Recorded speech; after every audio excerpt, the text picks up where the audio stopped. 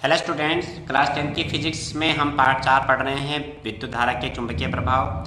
और अभी तक हमने इसमें कुछ डेरिवेशन किए हैं, चुंबकीय गुण और कुछ चुंबकीय क्षेत्र किस तरीके से बंद पास द्वारा, धारावाही परिनालिका द्वारा, सीधे धारावाही चालक के द्वारा, 3 आपके डेरिवेशन आए थे जिनके कारण उत्पन्न चुंबकीय क्षेत्र हमने मालूम किया था कि किस तरह से इनका चुंबकीय क्षेत्र उत्पन्न होता है। इसके बाद आपके 3 नियम हैं इसमें। एक चुंबकीय क्षेत्र निकालने का नियम है, एक विद्युत धारा निकालने का और एक चालक पर लगने वाले बल को निकालने का नियम है। तो ये तीनों नियम काफ़ी इंपॉर्टेंट है, एग्जाम में अक्सर आते हैं और आपको तीनों अच्छी तरह से याद करने हैं। तो कल मैंने एक नियम लिखाया था, दाएं हाथ के अंगूठे का नियम, दक्षिण हस्त अंगुष्ठ नियम। यानी इस नियम के माध्यम से, इस नियम से हम क्या करते हैं, किसी चालक के कारण उत्पन्न चुंबकीय क्षेत्र की दिशा को निकालते हैं। और ये कैसे करते हैं, बहुत आसान था। मैंने क्या कहा था कि माना कोई चालक है ये, और चालक में जो धारा प्रवाहित हो रही है, तो धारा प्रवाहित, तो चालक को हम इस प्रकार पकड़ें कि अंगूठा जो है वो चालक में बहने वाली धारा की दिशा में रहे, और चालक को पकड़ने पर जो मुड़ी हुई उंगलियां हैं वो चुंबकीय क्षेत्र की दिशा को प्रदर्शित करती है।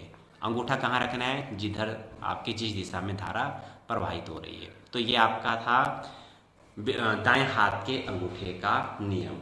अब अगला आपका है फ्लेमिंग के बाएं हाथ का नियम। तो इसे देखिए आप जरा। आज 2 ही नियम लिखाऊंगा मैं, क्योंकि क्लास थोड़ी आपकी लेट हुई है, तो 2 नियम लिखाऊंगा, ज़्यादा लंबी क्लास नहीं हो पाएगी आज। तो अब अगला है आपका फ्लेमिंग के बाएं हाथ का नियम। देखिए इसको आप जरा, फ्लेमिंग के बाएं हाथ का नियम।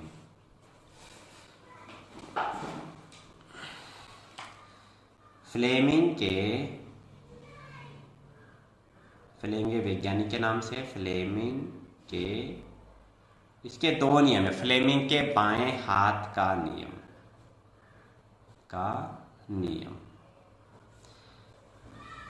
तो सबसे पहले तो आपको ये याद रखना है कि तीनों नियम किस लिए प्रयोग किए जाते हैं।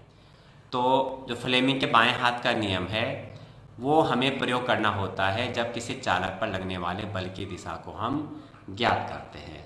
ठीक है, तो इसमें क्या होता है, फ्लेमिंग के बाएं हाथ के नियमानुसार, आप इस चीज़ को ढंग से समझ लेना। अपना बायां हाथ, ये मेरा बायां हाथ, इस समय हम अपने बाएं हाथ का अंगूठा, ये आपका बाएं हाथ का अंगूठा हो गया, ठीक, ये अंगूठा है, और अंगूठे के पास वाली उंगली, तो इसे बोलते हैं तर्जनी और इसे बोलते हैं मध्यमा। ये आपकी 3 उंगलियां होंगी, अंगूठा, अंगूठे के पास वाली उंगली तर्जनी और मध्यमा। ये बड़ी उंगली नहीं, बीच की उंगली से मध्यमा बोलते हैं। इन तीनों को परस्पर इस प्रकार फैलाए। तो ये देखिए आप जरा, इस तरीके से, ये इस तरह से फैलाना है। कैमरे में इतना आ नहीं रहा है, पर आप इसको फिर भी कोशिश कीजिए, इस तरह से आप देख सकते हैं कि तीनों को परस्पर इस प्रकार फैलाएं कि ये एक दूसरे के लंबवत रहे। तो ये एक दूसरे के लंबवत है। देखो ये 90 का कोण बना यहाँ पे, ये देखो 90 है, ये आप देखो सीधा, ये 90 है, और यहाँ पे इनके बीच में भी क्या है, ये देखो 90 है, ये 90, ये 90, तीनों एक दूसरे के कैसे लंबवत हैं। अब कैसे हैं आपको एक पेन के माध्यम से बताता हूँ।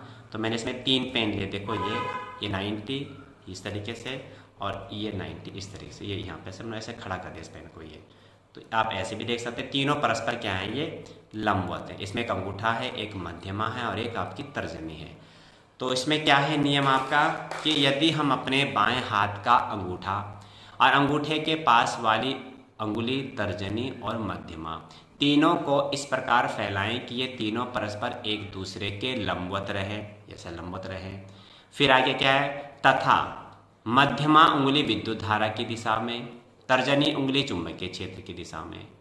मध्यमा उंगली किस दिशा में हो, चालक में बहने वाली धारा की दिशा में होनी चाहिए। तर्जनी उंगली चुंबकीय क्षेत्र की दिशा में होनी चाहिए। तो अंगूठा जिस दिशा में होगा वह चालक पर लगने वाले बल की दिशा को इंगित करेगा। तो इस तरीके से अगर आपका इसमें चुंबकीय क्षेत्र इधर को है, इस दिशा में है, और ये आपका धारा की दिशा इधर को है, तो चालक का बल ऊपर को लगेगा, क्योंकि अंगूठा हमारा ऊपर की ओर है। तो ये चालक पर लगने वाले बल की दिशा को प्रदर्शित करता है।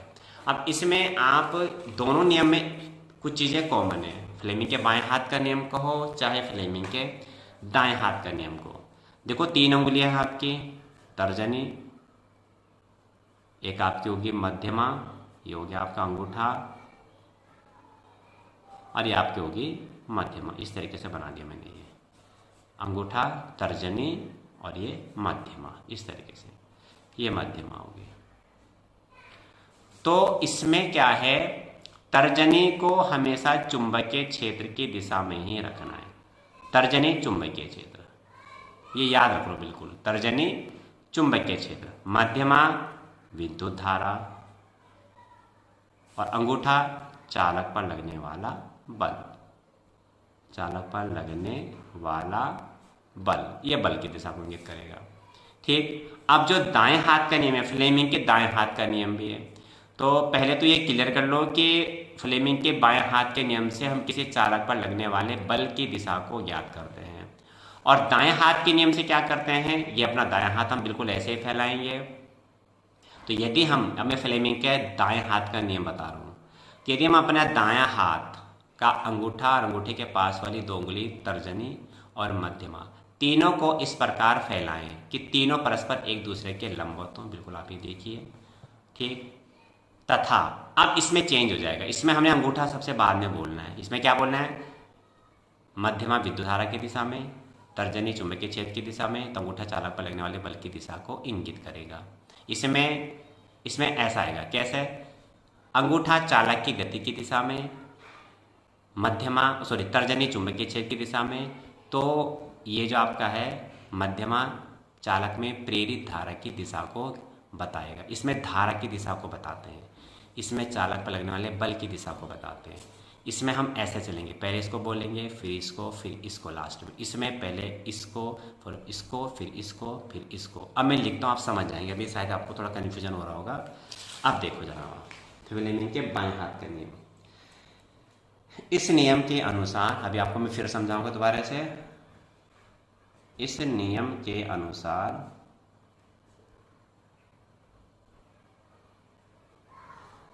यदि हम बाएं हाथ के अंगूठा, यदि हम बाएं हाथ का अंगूठा, बाएं हाथ का अंगूठा, बाएं हाथ का अंगूठा, ठीक, तथा अंगूठे के पास वाली, तथा अंगूठे के पास वाली, अभी बताया था मैंने, 2 अंगुलियां, 2 अंगुलियां, कौन सी, तर्जनी, तथा इनका नाम भी याद कर लेना, मध्यमा, तीनों को इस प्रकार फैलाएं कि, इस प्रकार फैलाएं, अभी आपको फैला के दिखाया था मैंने, इस प्रकार फैलाएं कि ये तीनों उंगलियां, ये तीनों अंगुलियां परस्पर एक दूसरे के लंबवत रहें, एक दूसरे के लंबवत रहें। ठीक, तब यदि, अब मैंने कहा था इसमें पहले ये बोलेंगे, मध्यमा उंगली विद्युत धारा की दिशा में, तर्जनी उंगली चुंबकीय क्षेत्र की दिशा में हो, तो अंगूठा चालक पर लगने वाले बल की दिशा को इंगित करेगा। अंगूठा जिस दिशा में होगा वो क्या बताएगा कि चालक पर लगने वाला बल इधर को, ऊपर को लगेगा। समझ गए। तो यदि मध्यमा उंगली किसमें, विद्युत धारा, चालक में प्रवाहित धारा, चालक में प्रवाहित धारा की दिशा में, ठीक, यानी मध्यमा उंगली को धारा की दिशा में रखना है। ठीक है, चालक की धारा की दिशा में, तथा तर्जनी अंगुली चुंबकीय क्षेत्र की दिशा में, चुंबकीय क्षेत्र की दिशा में हो तो, अब ये तो आएगा, मतलब अब जब अंगूठा, तो अंगूठा चालक पर लगने वाले, अंगूठा चालक पर लगने वाले, चालक पर लगने वाले बल की दिशा को, बल की दिशा को इंगित करेगा, यानी मतलब दर्शाएगा, जिधर अंगूठा है उधर ही बल लग रहा है, दिशा को इंगित करेगा, इंगित करेगा। ठीक, ये हो गया पूरा नियम। अब इसमें हमें बायां हाथ, अब बना तो सकते नहीं, इतनी अच्छी कला तो हम, मुझे लगता नहीं किसी की होगी, आपको हाथ ऐसा बनाना पड़े। तो हाथ ना बनाया, बिल्कुल ऐसे 3 एरो बना दे, जैसा भी मैंने आपको बताया था रफ में बना के। इस तरीके से बनाना आपने, एक एरो ये, एक एरो ये, और एक एरो आपका ये बन गया। ये तीनों परस्पर क्या है, लंबवत है। ये 90, ये 90 पे है तीनों, ये बिल्कुल 90 पे, 3 डायमेंशन कहते हैं इसको। अब ये आपका क्या है, अंगूठा है। ठीक, ये सॉरी, ये हो गया अंगूठा, ये हो गया अंगूठा, तो लिख देंगे हम अंगूठा है ये क्या होगी, ये देखो इस तरह से, अंगूठा, तर्जनी, मध्यमा, अंगूठा, तर्जनी, और ये हो गया मध्यमा। मध्य मतलब मध्य की, बीच की उंगली बोलते हैं ना ये। और अंगूठा होगा चालक पर लगने वाली, तो शुरुआत कहाँ से होती है, यहाँ से। यदि मध्यमा उंगली चालक में प्रवाहित धारा, ये विद्युत धारा, ये विद्युत धारा की दिशा में हो, तथा तर्जनी उंगली चुंबकीय क्षेत्र की दिशा में हो, चुंबकीय क्षेत्र की दिशा में हो, तो अंगूठा जिस दिशा में होगा वो चालक पर लगने वाले बल की दिशा को इंगित करेगा, चालक पर लगने वाला बल। तो ऐसा आप बना सकते हैं चित्र, ये तो बन जाएगा, हाथ बनाना थोड़ा मुश्किल है। ठीक है, ऐसा हम कर सकते हैं इसमें। अब इसको थोड़ा अगर आपको लंबा लग रहा है तो शॉर्ट में आप क्या कर सकते हैं कि फ्लेमिंग के इस नियम के अनुसार, यदि हम अपने बाएं हाथ का अंगूठा, तर्जनी और मध्यमा तीनों को परस्पर लंबवत फैलाएं। ठीक, अब ज़्यादा शॉर्ट से हो नहीं पाएगा, थोड़ा शुरू की लाइन आप कम कर सकते हैं, वैसे इतना शॉर्ट हो नहीं पाएगा। ठीक, ये हो गया। अब इसमें आपका है अगला फ्लेमिंग के दाएं हाथ का नियम। ठीक है, अब इसे भी देखिए आप, फ्लेमिंग के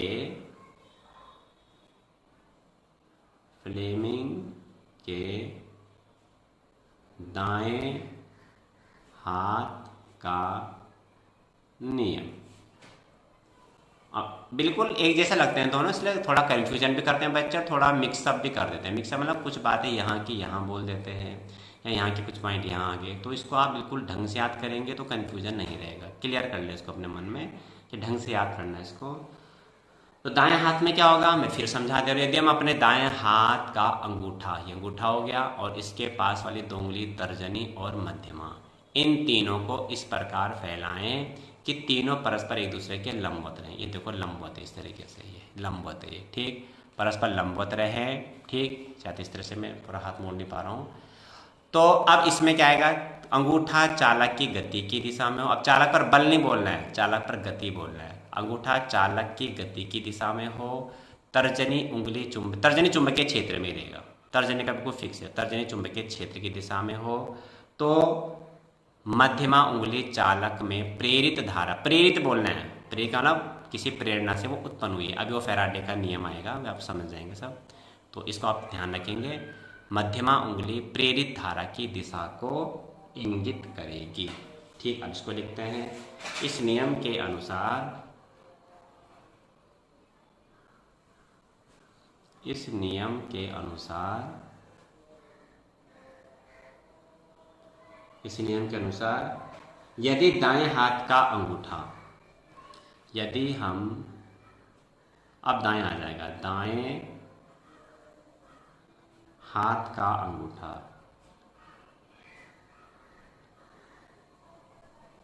तथा अंगूठे के पास वाली 2 अंगुलियां अंगूठे के पास वाली दो अंगुलियां कौन सी? तर्जनी तथा मध्यमा। तर्जनी तथा मध्यमा तीनों को इस प्रकार फैलाएं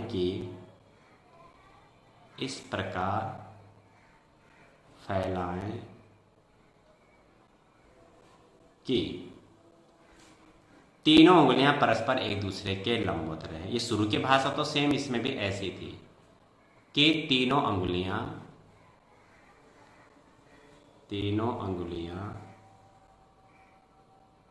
परस्पर एक दूसरे के लंबवत रहे। ठीक, एक दूसरे के लंबवत रहे। ठीक, तब यदि अंगूठा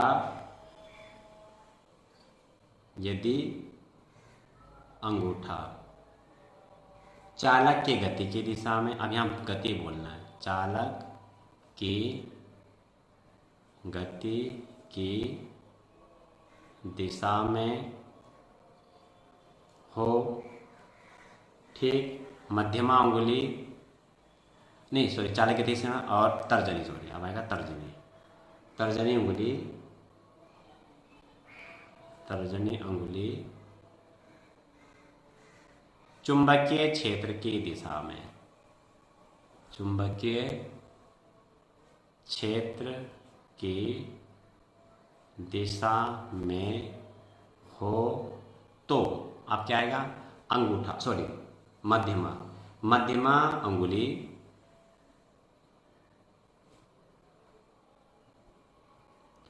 चालक पर लगने वाले चालक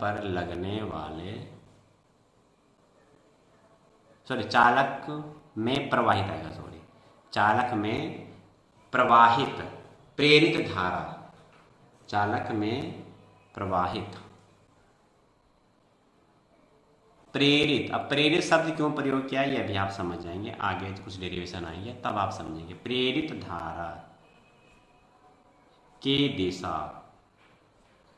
को बताएगी या इंगित करेगी, ऐसा भी कह सकते हैं आप। ठीक, फिर आप ढंग से समझ लें, बिल्कुल इसमें कोई आप कन्फ्यूजन न रखें। बायां हाथ दायां हाथ, अंगूठा तर्जनी मध्यमा, अंगूठा तर्जनी मध्यमा, चालक पर लगने वाला बल चुंबकीय क्षेत्र विद्युत धारा, चालक की गति की दिशा चुंबकीय क्षेत्र प्रेरित धारा। थोड़े शब्दों का अंतर आ रहा है। ठीक, अब इसका भी चित्र बनाएंगे हम, तो चित्र बिल्कुल ऐसे बनाना है, लेकिन अब हम क्या करेंगे, ये आपका समझो दायां हाथ है, हाथ तो नहीं बना सकते खैर हम, लेकिन इस तरह से एरो के माध्यम से हम दिखा सकते हैं इस तरीके से। ये आपके हो गए, ये आपका हो गया अंगूठा, ये हो गया तर्जनी और ये हो गए मध्यमा। ये आपका चालक की गति, वहां क्या था? चालक पर लगने वाला बल। थोड़े शब्दों का अंतर आ रहा है, इसको आप बिल्कुल ढंग से याद कर लेना, इसको ध्यान में रखना है। चालक की गति की दिशा, चालक की गति की दिशा, इसमें ये सेम रहेगा। तर्जनी यहां भी चुंबकीय क्षेत्र था, तर्जनी यहां भी चुंबकीय क्षेत्र की दिशा में ही रहेगी, चुंबकीय क्षेत्र। मध्यमा यहां विद्युत धारा था, ध्यान रखना, यहां प्रेरित धारा, प्रेरित धारा, ये आपका हो गया।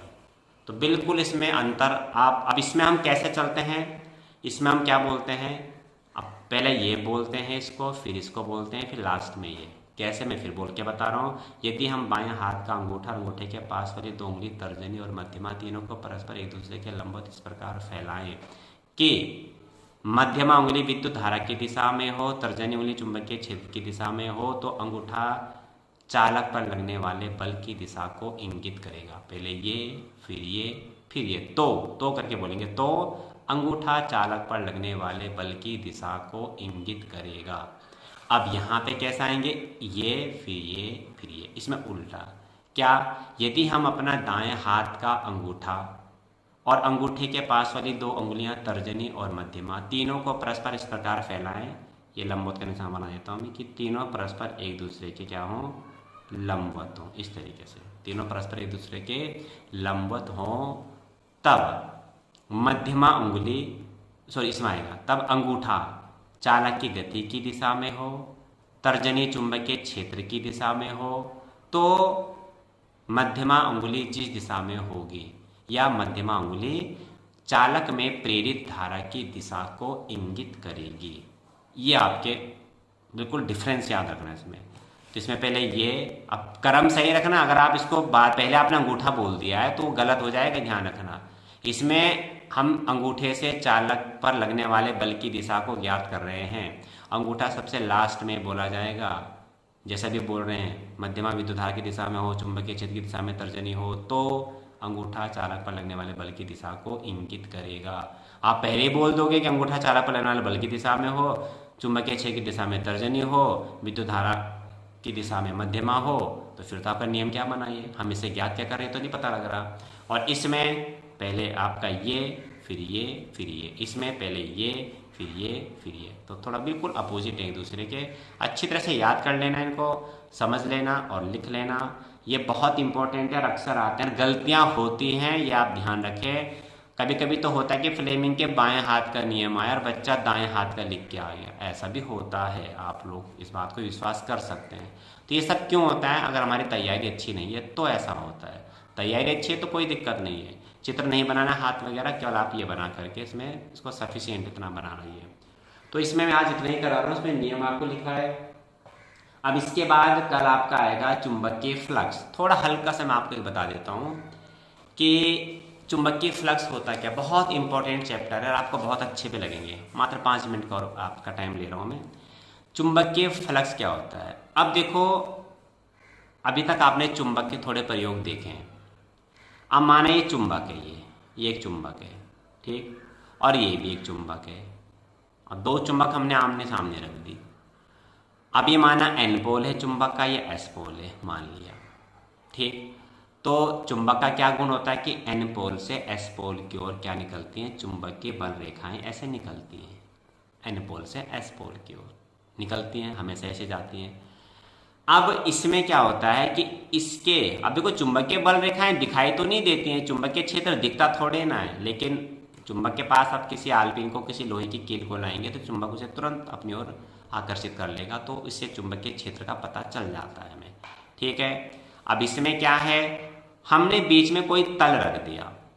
तल का मतलब कुछ भी, जैसे आप एक गत्ता रखते हैं, माना ये चुंबक है, ठीक है।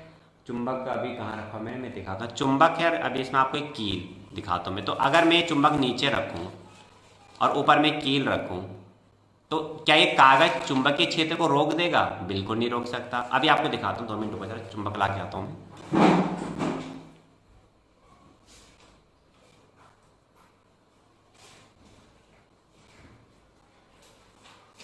ये देखिए आप जरा से, मैं आपको केवल मैं ये बताना चाह रहा हूँ कि चुंबकीय क्षेत्र दिखता नहीं है, लेकिन उसका अपना एक प्रभाव होता है, ठीक है। आपने बचपन में खेल किए होंगे और हर कोई बच्चा करता है, तो उससे ये नहीं पता कि आगे हमारी पढ़ाई में भी सब चीज़ आने वाली है। अब ये चुंबक है, ठीक, अब ये नीचे है और ऊपर ये कीला है, ये आप जानते हैं। अब कागज ने चुंबकीय क्षेत्र रोका थोड़ी ना है ये। अब मैं इसको घुमा रहा हूँ तो इसको अपने साथ ही ये ले जा रहा है, ये देखो, ये इसको ले जा रहा है अपने साथ ही। अब इतना प्रभावशाली, इतना स्ट्रॉन्ग चुंबक नहीं है, पर ये ले जा रहा है, देखो ये जा रहा है, ये अब इतना दिख रहा होगा आपको। तो मैं केवल आपको ये बताना चाह रहा हूँ कि इस कागज ने, ये देखो, ये तो नीचे चुंबक है, चुंबक इसको आकर्षित कर रहा है। तो कोई बड़ी बात नहीं, ऐसे खेल आपने किए हैं। केवल मैं ये बता रहा हूँ कि चुंबकीय क्षेत्र इस कागज में से गुजर करके इधर से उधर दूसरी ओर जा रहा है। यानी हम इस कागज को किसी चुंबक के बीच में रख दें तो चुंबकीय क्षेत्र इसमें से गुजरेगा, ये रोक नहीं सकता चुंबकीय क्षेत्र को। केवल आपको ये बताना चाह रहा हूँ मैं, समझ गए होंगे मेरी बात को। अब चुंबक जितना प्रबल होगा उतना ही, अब इसके बीच में और मोटी दीवार, अगर इसके बीच में माना, अब देखो आप एक चीज़ ये देखें कि इसके बीच में मैंने बहुत, अब ये आपका मैंने 2-3 पेज कर लिए है, अब मैंने इतने पेज कर लिए है, इतने पेज कर लिए, और अब मैंने इसके नीचे क्या रखा, ये चुंबक रखा। अब मैंने 4-5 पेज कर लिए और मैंने अब इसके यहाँ पे कील रखी है। अभी भी थोड़ा है इसका असर, अभी भी घूम रही है कील, लेकिन अगर मैं और ज़्यादा पेज कर दूँ, और ज़्यादा मतलब इतने पेज कर दिए मैंने, ये इतने कर दिए लो, अब देखो अब थोड़ा कम हो गया सर, अब नहीं घूम रही है, मैं घुमा रहा हूँ, अब ये नहीं घूम रही है। इसका मतलब चुंबकीय क्षेत्र अधिक प्रबल नहीं है, जितना अधिक प्रबल होगा उतनी ज़्यादा मोटी दीवार को पार कर पाएगा। मैं इसे घुमा रहा हूँ, हल्का हल्का घूम रहा है, देखो कभी कभी, और नहीं घूम रहा है ऐसे, ये देखो नहीं घूम रहा, और अधिक कर दूंगा तो ये, यानी कोई भी बीच में आपकी दीवार है, कुछ भी है, अब तो बिल्कुल भी नहीं घूम रहा है, देखो मैं कील गिर रही है, बिल्कुल ये नहीं घूम रहा है, यानी इस तल में से होकर भी चुंबकीय क्षेत्र पार हो रहा है। तो चुंबक क्षेत्र मतलब चुंबकीय बल रेखाएं निकल रही हैं, इसमें से चुंबकीय बल रेखाएं निकल रही हैं, और वो इसको भेद करके इधर आ रही है। अब दिखाई तो देती नहीं चुंबकीय बल रेखाएं, लेकिन आप महसूस तो कर रहे हैं ना चुंबकीय कील कैसे हिल रही है, देखो। तो इसी के बेस पर बनती है आपकी परिभाषा चुंबकीय फ्लक्स। तो अभी मैंने आपको क्या कहा था, ये चुंबक है, इधर भी इधर से चुंबकीय बल रेखाएं इसमें जा रही हैं, ठीक है। अब इसके बीच में कोई तल रख दिया, कोई गत्ता रख दिया, तो गत्ता चुंबकीय क्षेत्र को रोकेगा थोड़ी ना, नहीं रोक सकता ये, तो नहीं रोकेगा। तो इसमें से आप ये देखो, माना मेरा हाथ है इधर, ये चुंबक है, ये चुंबक है माना, तो इसमें से बल रेखाएं निकल रही है, ठीक। अब एक तल है, तो इसमें से जितनी चुंबकीय बल रेखाएं निकल रही होंगी, जितनी मतलब मानो 1000 चुंबकीय बल रेखाएं निकल रही है, मान लो 1000 है, 2000 है, तो मैं आपको केवल ये समझाना चाह रहा हूँ कि चुंबकीय फ्लक्स क्या होता है, इसको आप ढंग से समझ लें, तभी आप आगे के टॉपिक समझ पाएंगे।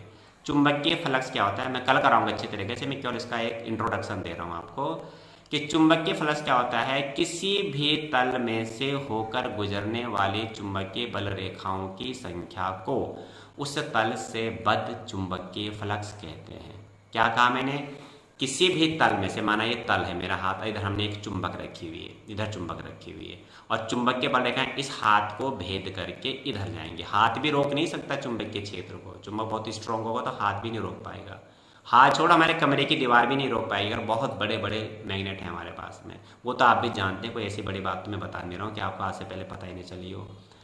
तो इसमें से माना ये चुंबक है, ये अभी चुंबक है ये, ठीक। अब इसमें से कितनी बल रेखाएं इसमें से गुजर रही है, माना 20 गुजर रही है, 20 है, 30 है, कितनी गुजर रही है, तो जितनी चुंबकीय बल रेखाएं इसमें से गुजर रही हैं, ये एक तल है ना, इसका एक एरिया है बड़ा, तो जितनी चुंबकीय बल रेखाएं इस तल में से गुजरेंगी उसे इस तल से बद्ध का मतलब होता है बंधा हुआ, इस तल से बद्ध चुंबकीय फ्लक्स कहते हैं। समझ गए, मैं फिर कह रहा हूं, किसी भी तल में से जितनी चुंबकीय बल रेखाएं गुजरती हैं वह उस तल का चुंबकीय फ्लक्स होता है। केवल आप ये ध्यान रखें, बहुत आसान है, याद हो गया होगा आपको। क्या कहा मैंने, मैं फिर बता रहा हूं, किसी भी तल में से जितनी चुंबकीय बल रेखाएं गुजरती हैं उसे उस तल का चुंबकीय फ्लक्स कहते हैं, ये आप याद रखना, ठीक। किसी भी तल में से जितनी चुंबकीय बल रेखाएं गुजरेंगी उसे हम क्या बोलेंगे, चुंबकीय फ्लक्स बोलेंगे, ठीक। तो बाद में इसको मैं कल कराऊंगा, ये बात आप याद रखना। मैं फिर बता रहा हूँ, किसी भी तल में से होकर गुजरने वाली चुंबकीय बल रेखाओं की संख्या को उस तल से बद्ध चुंबकीय फ्लक्स कहते हैं।